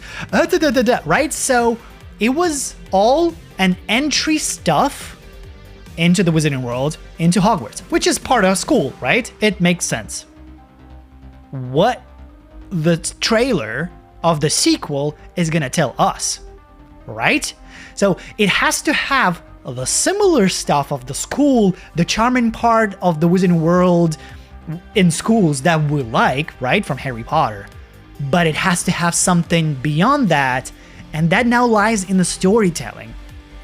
right? And also the ability to expand more on the enemies, mechanics, expand more. I think that could pull people in as well.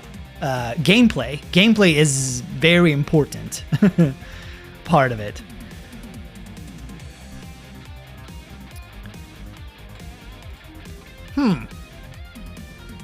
I guess, but I don't know if that works for the majority actually.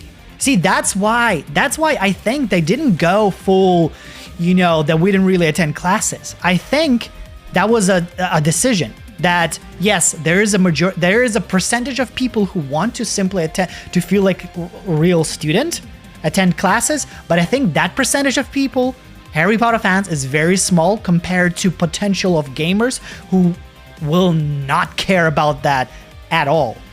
And to be fair, even me, I'm like, maybe if I had 15% more of classes interaction, I would be pleased.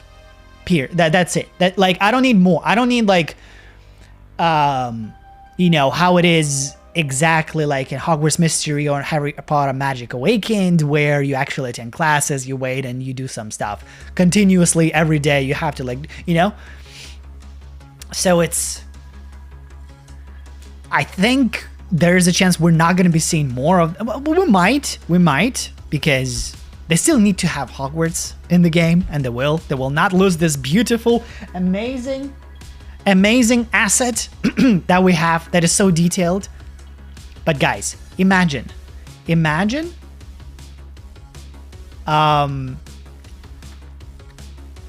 if they would create Ministry of Magic and Diagonal with the same amount of detail. How awesome and epic Ministry of Magic looks. That's such an iconic location. Oh my god, what? That's History of Magic, and I can attend the class. Apologies for this. Someone is trying to come through my phone. Hold on. Imagine having the Ministry of Magic also. Okay. Right away. Remember this portrait? You pull it in. When I saw this in the trailer, I thought yo, we're gonna have portraits in every corridor, everywhere. We're gonna be opening these portraits, uncovering these secrets. And it was only one. Only this one. And that was, I think, from everything. From the entire everything that we didn't get in the game. After sitting, I think that's the biggest thing. I was like, what? Just one? Just one? That's the only one? So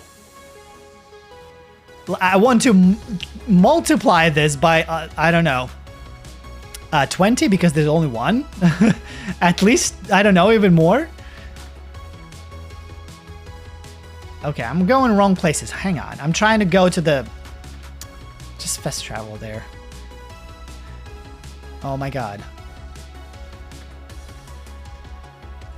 Hogwarts.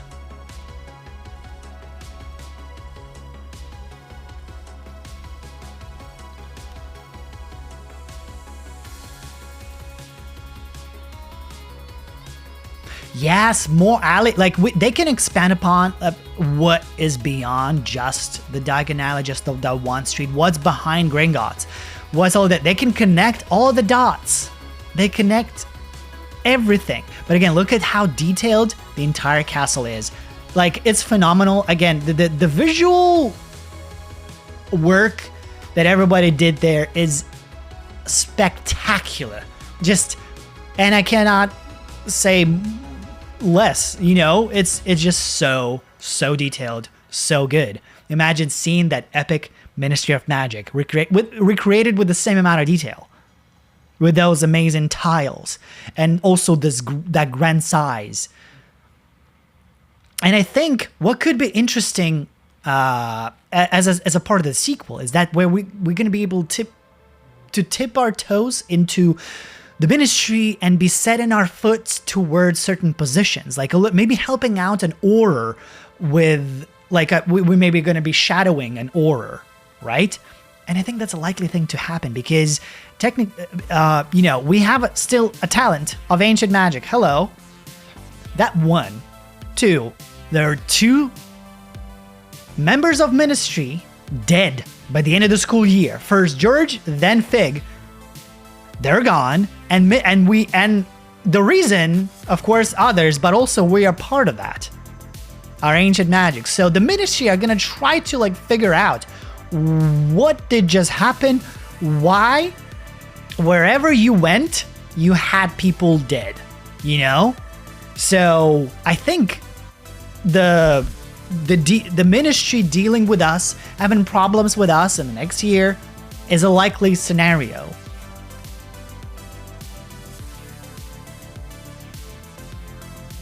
Oh yes, oh my god, yes. Summer DLC, ministry internship. Or a full sequel like mission.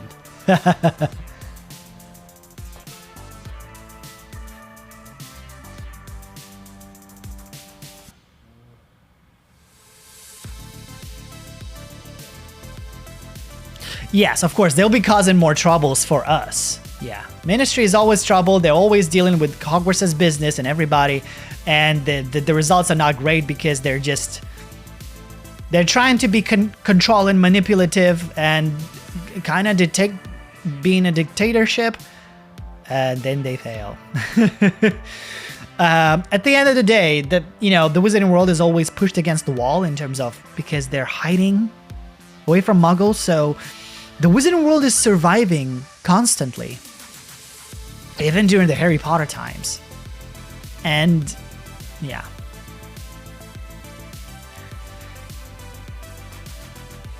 But as the last topic of the day, I'm gonna go into the Great Hall.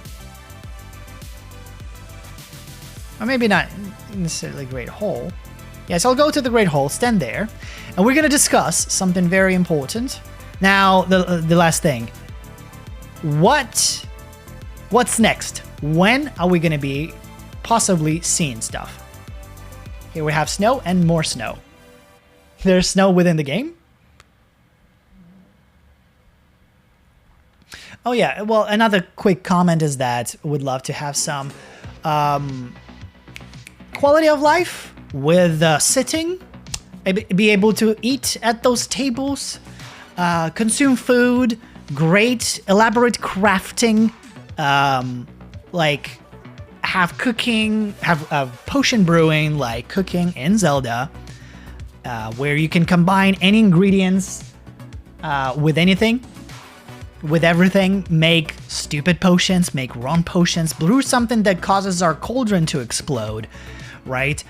Have different effects, right? Because the ingredient list is pretty small in Hogwarts Legacy and potions.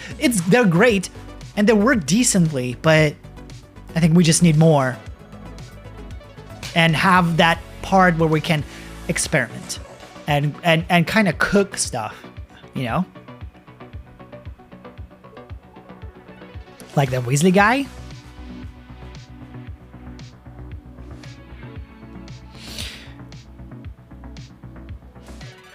And yes, House Cup points actually looks like they were supposed to happen in the current game.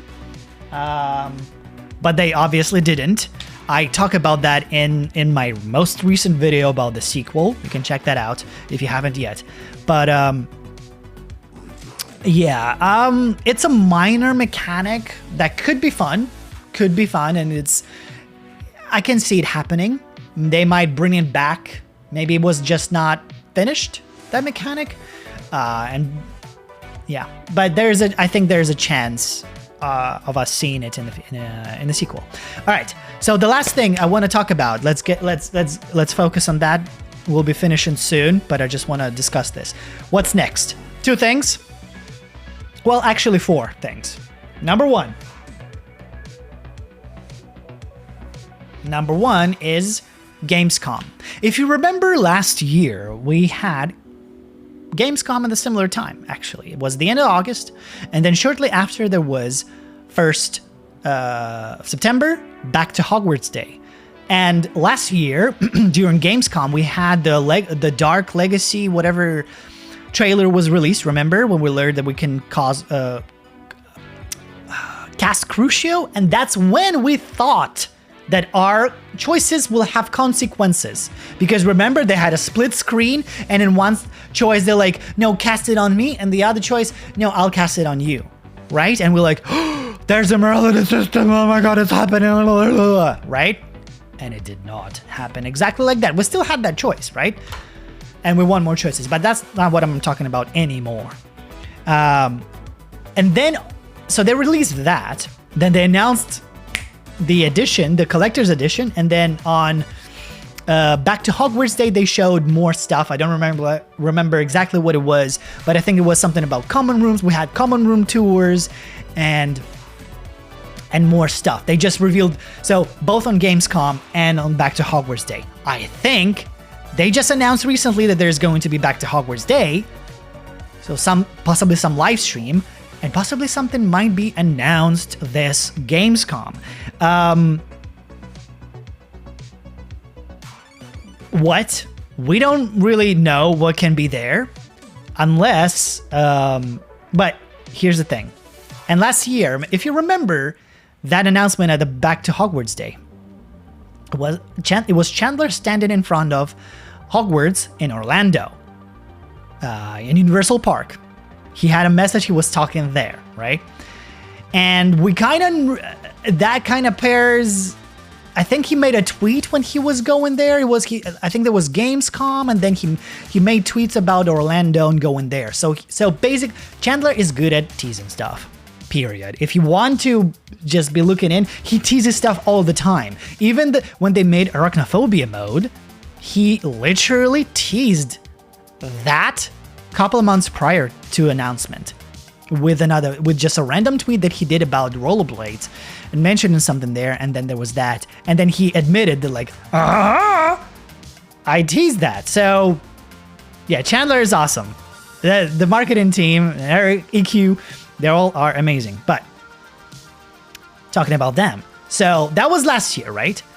This year, again, for some reason, and he was tweeting about it, Chandler and EQ looks like, and an influencer went to Orlando Resort, and there was a picture of them with Tim Martin in front of Hogwarts. An empty Hogwarts, to be exact, which means they came in before opening hours, where there was no people. Why would they go there? Just to hang out with Tim Martin, just randomly in Orlando? Cool. And there was also a WB influencer coordinator, or I forgot the position there. So, and we have stuff coming up, events coming up in the future. So I think it's reasonable to expect some sort of announcement either on Gamescom or Back to Hogwarts Day. What is it going to be? I think it is soon for a sequel reveal or announcement of the title. It's too soon for that. I think there's a high chance of some sort of DLC actually being announced already now. I mean, what would be another reason to invite an influencer to make an announcement in front of Hogwarts? That's just me, but I think there's a chance for that. Besides that, of course, they can be hyping up. That can be simply non-DLC, non-sequel. It's simply they're promoting the release on Switch. There's a chance of that. There's a good chance. But I don't know. What do you guys think? I think it's too suspicious. That's me too. Like, I would be surprised if they don't do a DLC.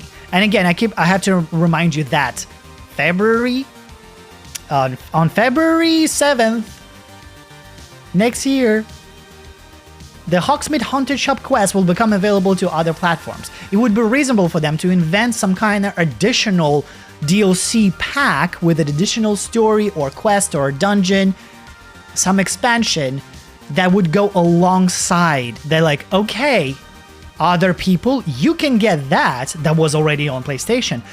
But everybody, including PlayStation, can also get a new one, a newer one, and they will have to spend not just $20 on the Haunted Hogsmeade shop quest, or 10. No, 10. It's only $10. But another 10 and full 20 on another full story pack. I can totally see that happening. I can totally see it might even happen before the release of the Switch. It might happen before that. That will give more reason for people on Nintendo who are only on Switch to get the game. Like, oh my god, they just got the DLCs. Yo, and it's I think that's going to be a great way. It's a great marketing, because also fall is the Harry Potter season. Holiday season is when you want to play Hogwarts. You want to go to Hogwarts. You want to be studying. You want to do Halloween there and Christmas there. You want to see this.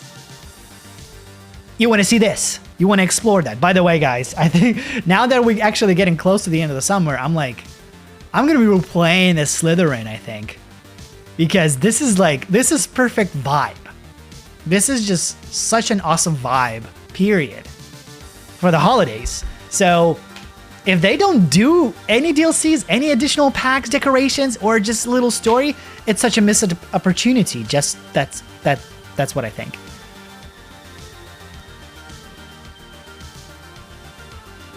Yes, guys, keep monitoring. I will be making, I don't know if I will be making a dedicated video talking about Gamescom, because I try, I don't do good with short-term videos with views, so I don't know. Maybe. How about maybe? But yeah, I think we should expect something during Gamescom. I will be co-streaming that mother father. It's going to be on August 22nd. It's already August, so it's going to be on the 22nd. I will be co-streaming that. We'll see what happens there. I will be co-streaming, whatever event is going to be on, if it's going to be a live stream on Back to Hogwarts Day. I don't quite remember if it's actually going to be a live stream, because they did make, I think hold on, let me double check while I'm live. I'm going to go on Twitter, on X right now. Well, it's still called Twitter, and it's still a bird. On my phone, it's still a bird. Guys, did you have if you're using Twitter, did it change for you? Oh my god. So Lynette just posted something from Baldur's Gate, and I thought that was an Inferi, and it was super detailed. I was like, what? Huh? Inferi DLC? The only thing I think about all the time is Hogwarts Legacy. Give me a second. Harry Potter Wizarding World stuff. Here we go. Also, there's a high chance at either Back to Hogwarts Day or Gamescom to possibly show finally the gameplay for Quidditch Champions. That would be amazing, because we need that. Come on, they did it recently. There we go. Pack your trunks. It's time to head back to Hogwarts. September 1st. So it doesn't say that it's going to be a live stream or anything. It's just a little animation, but it does have 2 flying persons on brooms at the bottom, which is part of the lore, but people like to look into things a lot. And I'm one of those people.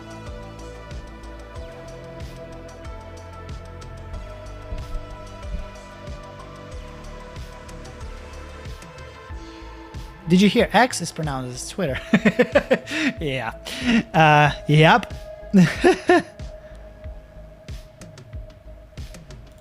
Yeah. Well, I don't know what I was, but I thought it was Inferi DLC. All right, guys. Do you have any last questions about? Let me check the poll, because we're gonna be wrapping this. Oh my god, I've been streaming for 2 hours. I want it to be shorter. Oh my god, guys. Okay. So people, you would like a DLC more than a sequel right now. Of course, more people want both, but at the moment, obviously, yeah, we do need a DLC I would love it. I'm gonna be replaying Hogwarts Legacy one way or the other because it's an awesome game, and I want more. I want back to that. I want back to Hogwarts. I want to be exploring this world, so I'll be replaying this during this holiday season for sure. And I think you should do too because it's fun. It's cozy there.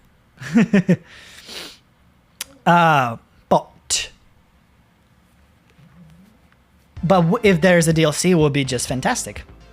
You haven't stopped playing it. That's amazing. Yeah, I come back. So like every time I need to record a footage or something like that, I end up playing it. I'm like, okay, I record this and then I continue playing, exploring or whatever. It's such a good game. It's just such a good game. And I'm excited to see whatever comes next for it.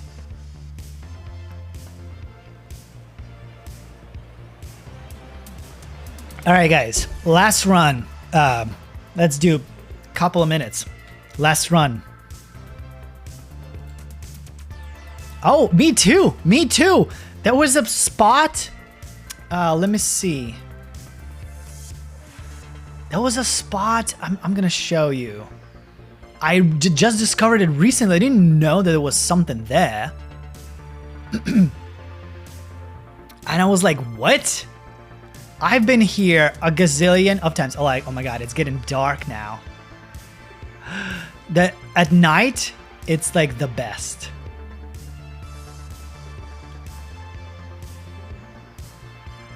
And the Christmas trees everywhere. Look, like the vibe is so legit. The vibe is everything here. Okay, let's land. It's actually here. Yo, this game is so cool. Like I'm just, again, playing just a little bit, walking around, exploring Hogwarts. Yeah, so again, as I mentioned before, this is because I needed to record something. I don't even remember what. I needed to use the save during winter. That's why I have stuff unlocked. But right here, there's a little closet that I'm like, it's even with the La Homora stuff. And I was like, I've been here 1,000 times and I didn't know that there's another little door, you know, like I was walking here. I never looked there, never noticed this door and it was there. Like, what? I've been here so many times.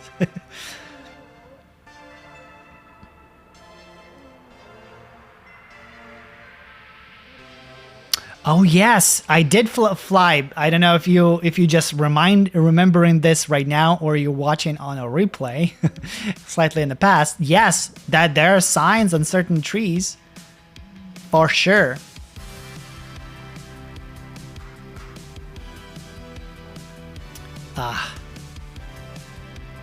Beautiful Hogwarts. Beautiful Hogwarts. Absolutely, yes. If we could also do stuff where we could just sit around in the benches or, you know, in different spots, that would be phenomenal. That would be even better. Or do some little tiny small activities in the common rooms. Like, for example, oh no, like it's part of the mission, but it's a thunderstorm and we don't want to be outside and we stay inside. We discuss something with NPCs while choosing specific dialogues, but it's something interactable, something minor that gives that cozy vibe.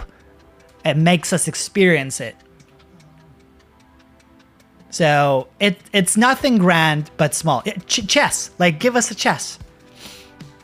Like let us play, chess, because that you spend it in the common room. You do it in the common room. That's what it was in the Order of the Phoenix. I love those chess minigames.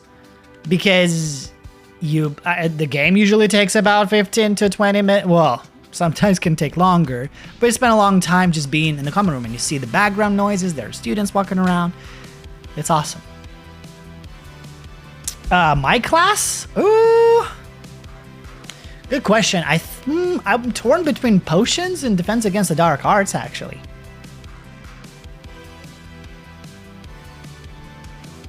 Also, it would be cool to have. Well, we do have that. Never mind. Exactly. Yeah, like more interaction with students in the common rooms. Like, again, yeah, it's a school. I want to have more stuff to do outside, but also more stuff to do inside the castle. Oh yeah, I like astronomy tables. Those are fun too.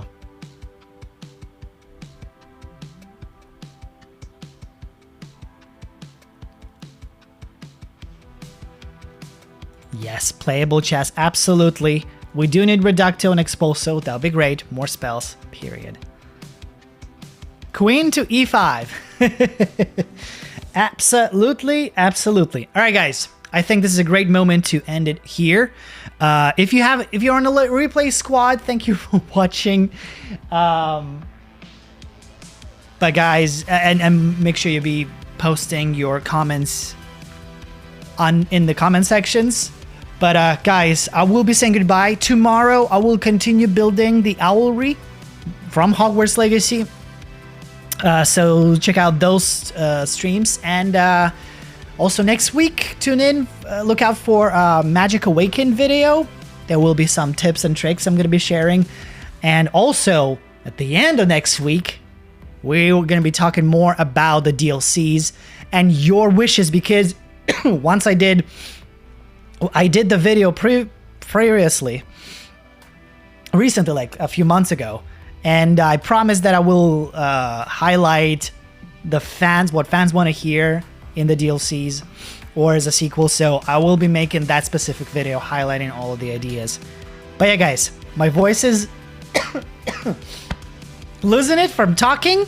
Hold on, sorry.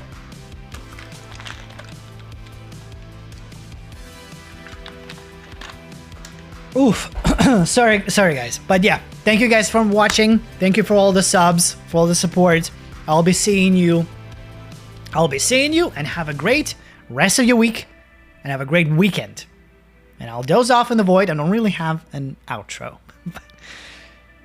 All right, bye guys. Hold on. And Nox.